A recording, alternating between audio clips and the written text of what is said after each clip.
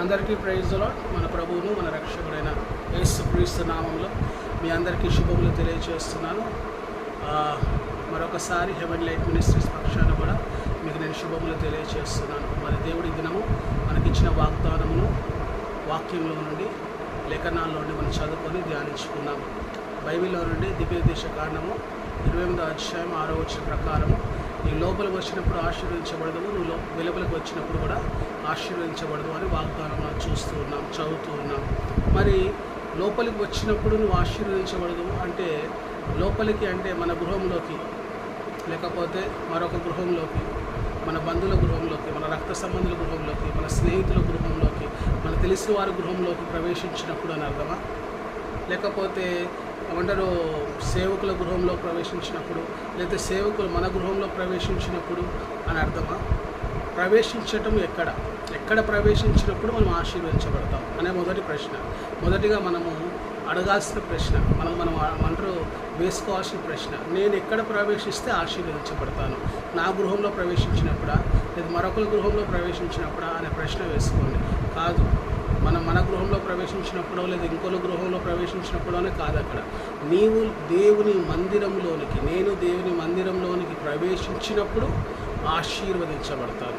ఆమేన్. ఎందుకు? ఆయన ఆశీర్వాదానికి కర్త అయి ఉన్నాడు. He is the source for the blessing. చెప్పండి, ఆయన ఆశీర్వాదానికి కర్త అయి ఉన్నాడు. అంటే నీ గృహంలో ఆశీర్వాదము, నా గృహంలో ఆశీర్వాదం ఉంది, కానీ ఆశీర్వాదానికి మూలం ఎవరు? మన దేవుడు. ఆశీర్వాదానికి అనుగ్రహించేదెవరు? ఆశీర్వాదాన్ని కలగచేసేదెవరు? మన దేవుడు. అంటే మన దేవుడి దగ్గరికి మనము వెళ్ళినప్పుడు, మన దేవుని దగ్గరికి మనం ప్రవేశించినప్పుడు మనం ఆశీర్వదించబడతాం. నీవు నేను దేవుని మందిరంలోకి ఎప్పుడైతే ప్రవేశిస్తామో, ఎప్పుడైతే విశ్వాసంతో అడుగు పెడతామో, దేవుడు మనల్ని ఆశీర్వదించడం మొదలు పెడతాడు. మనం ఉదాహరణ చూడొచ్చు. ఆదికాండంలో యాకోబు ఆ రాత్రి వేళ ప్రార్థన చేస్తూ ఉన్నాడు, దేవునితో పోరాడుతూ ఉన్నాడు. ఏమని పోరాడుతున్నాడు?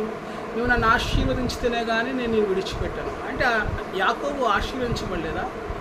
యాకోబుకి 4 భార్యలు ఉన్నారు, 2 భార్యలు ఉన్నారు, 2 ఉపపత్తులు ఉన్నారు, అలాగనే 12 మంది కుమారులు ఉన్నారు, అలాగనే గొర్రెలు, గాడిదలు, దాసులు, దాసీలు ఉన్నారు. ఇంత ఆస్తి ఉంది, ఇంత ఐశ్వర్యం ఉంది, అయినా కానీ ఏమడుగుతున్నాడు? నీవు నన్ను ఆశీర్వదించితేనే కానీ నేను విడిచిపెట్టాను అంటున్నాడు. అంటే అతని దగ్గర ఉన్నది అతనికి ఆశీర్వాదంలా కనపడట్లేదు. అది సంపాదించుకున్న ఆ కష్టం చేత వచ్చిన ఆ సంపాదన, లేకపోతే తన కష్టం చేత ప్రయాసపడి సమకూర్చుకున్న ఆ సంపాదన అంతా అతనికి ఆశీర్వాదంలా కనపడలేదు. మరి ఆశీర్వాదానికి అర్థం ఏంటి అంటే, యెహోవా ఆశీర్వాదము ఎన్నటెన్నటికి నిలిచును అంటాడు. అంటే అతని దగ్గర ఉన్నది ఎన్నటెన్నటికి నిలిచేది కాదు. అతని దగ్గర ఉన్నది ఎప్పుడు శాశ్వతమైనది కాదు, అది అశాశ్వతమైనది, అది ఎన్నడూ నిలిచేది కాదు. అందుకనే అతను ఏమంటున్నాడంటే, నీ ఆశీర్వాదం నాకు కావాలి, నీవిచ్చే ఆశీర్వాదం కొరకు నేను నీతో పోరాడుతున్నాను అంటున్నాడు. ఆయన ఎక్కడికి వచ్చి పోరాడాడు? దేవుడి దగ్గరకు వచ్చి పోరాడాడు, దేవునితో పోరాడాడు. అంటే దేవుని దగ్గరకు వచ్చి పోరాడాలి. నువ్వు ఎక్కడో ఉండి దేవా నన్ను ఆశీర్వదించి అంటే దేవుడు ఆశీర్వదించాడు. ఆయన మందిరంలో ప్రవేశించి, ఆయన ఆలయంలో ప్రవేశించి ఆయనతో పోరాడాలి. నీవు నన్ను ఆశీర్వదించితే కానీ నేను నిన్ను విడిచిపెట్టాను. మరి దేవుని ఆశీర్వాదానికి ఎలాగ మనము పొందుకున్నాము అనే ఒక నమ్మకము, లేకపోతే దానికి మనకి కావాల్సిన సూచన ఏంటి అంటే, 2 సమూయేలు గ్రంథం 6వ అధ్యాయంలో చూస్తే దావీదు, యాజకులు, లేవీలు, అతని సైన్యము అందరూ కలిసి దేవుని మందసమును తీసుకొని వస్తూ ఉంటారు. అప్పుడు ఆ మందసము ఏదైతే తీసుకువస్తున్న ఆ ఎడ్లు బండి ఉందో, అది ఎడ్లు కాలు జారి అది మందసం పడిపోతుంటే, అప్పుడు ఉజ్జా అనే ఒక ఆయన ఏం చేస్తాడు? దాన్ని పడిపోకుండా ఆపటానికి ట్రై చేస్తాడు. దేవుని కోపాగ్ని చేత ఏమవుతుంది? అతను అక్కడే మృతి చెందుతాడు. ఆ విషయం గమనించిన దావీదు, ఈ దేవుని మందసం నేను తీసుకువెళ్ళలేను, ఇది ఇక్కడే ఉండనియండి అని చెప్పి దాన్ని తీసుకెళ్ళి అక్కడ దగ్గరలో ఉన్న ఒబేదేదమని గృహంలోకి దాన్ని తీసుకెళ్ళి పెడతారు, పొలంలో పెడతారు. ఇప్పుడు ఆలోచించండి, ఒబేదేదోముకి దేవుని ఆశీర్వాదం ఎలా వచ్చిందో గమనించండి. అక్కడ 2 సమూయేలు గ్రంథం 6వ అధ్యాయంలో మనం చూస్తే ఈ విధంగా రాయబడుతూ ఉంది. ఒక్క క్షణం ఏమని రాయబడుతుంది? 10వ వచనంలో, యెహోవా మందసమును దావీదుపురంలోని తన యొద్దకు తెప్పించనులక గిత్తీయుడగు ఒబేదెదోము ఇంటి వరకు తీసుకుని వచ్చి అచ్చట ఉంచాను. యెహోవా మందసం 3 నెలలు గిత్తీయుడగు ఒబేదెదోము ఇంట్లో ఉండగా యెహోవా ఒబేదెదోమును అతని ఇంటి వారందరినీ ఆశీర్వదించాను. హల్లెలూయా. మరి ఒబేదెదోముకి ఎలా ఆశీర్వాదం వచ్చింది? ఒబేదెదోము ఇంటికి దేవుని మందసము రావటం బట్టి. హల్లెలూయా. నీవన్నా దేవుని మందసం దగ్గర రావాలి, లేదా నేనన్నా దేవుని మందసం దగ్గర వెళ్ళాలి. 2 అవకాశాలు ఉన్నాయి. ఒకటి దేవుడు మన దగ్గర రావాలి, లేకపోతే దేవుడి దగ్గర మనం వెళ్ళాలి. అంటే దేవుడి దగ్గరికి వెళ్తేనే ఆశీర్వాదం. దేవుని మందస్థం ఉండటం ఏంటి? దేవుడు ఉండటమే. దేవుని మందస్థము ఒబేదెదోము ఇంటికి వచ్చింది, దాన్ని అంగీకరించాడు, ఆయన స్వీకరించాడు. అరే, ఇప్పుడు ఉజ్జా చనిపోయాడు దేవుని కోపం చేత, మరి దేవుని మందస్థం నా ఇంటికి వద్దు, నేను కూడా చనిపోతాను, నా కుటుంబం కూడా చనిపోతుంది, నా కుటుంబం కూడా నాశనం అయిపోతుంది అని ఏమంటారు ఒబేదెదోము అన్నాడా? భయపడ్డా? జడిశాడా? దేవుని మందస్థం వచ్చినప్పుడు కాదన్నాడా? ఏం మాట్లాడలేదే. మౌనంగా స్వీకరించాడు, మౌనంగా దాన్ని అంగీకరించాడు. దాన్ని బట్టి ఆశీర్వాదం వచ్చింది. దేవుడు మన దగ్గరకు వస్తున్నప్పుడు, దేవుడు మన జీవితానికి ఏమంటారు కంట్రోల్ చేసుకుంటున్నప్పుడు మనం ఏం చేయాలి? దాన్ని అంగీకరించాలి. అంటే దేవుడు తన కార్యాన్ని మన పట్ల నెరవేర్చాలనుకుంటున్నప్పుడు మనం ఎప్పుడైతే దాన్ని యాక్సెప్ట్ చేస్తామో అది ఆశీర్వాదంగా మార్చబడుతుంది. కానీ మనం ఏం చేస్తుంటాము? దేవుని ఆశీర్వాదాన్ని మనము ఆపివేస్తుంటాము.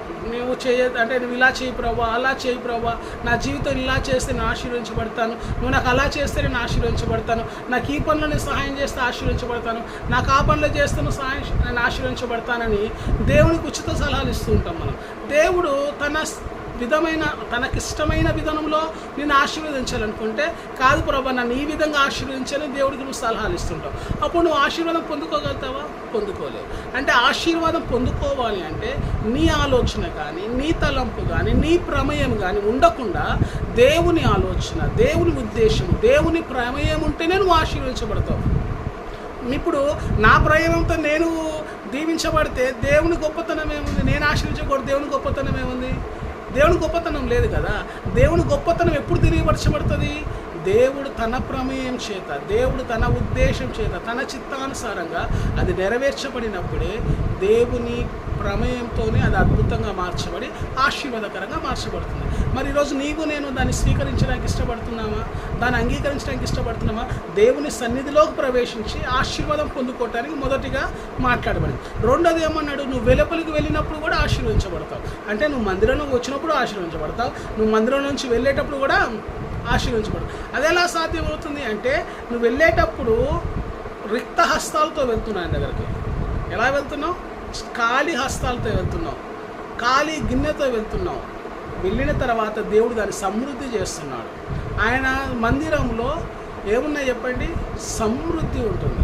ఆయన మందిరంలో ఆశీర్వాదం ఉంటుంది.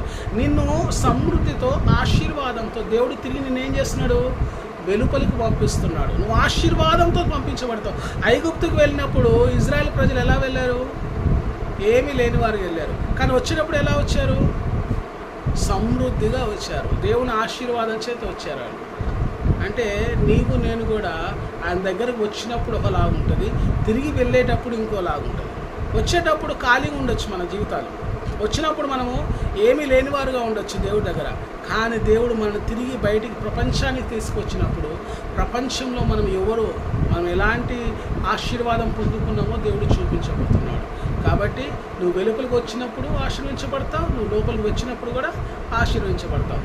కానీ దానికి మూలం ఎవరో గ్రహించిన వాడిగా ఉంటేనే దాన్ని పొందుకోగలుగుతావు. దేవుడి మాటలు దీవించును గాక. ప్రార్థన చేసుకున్నాం.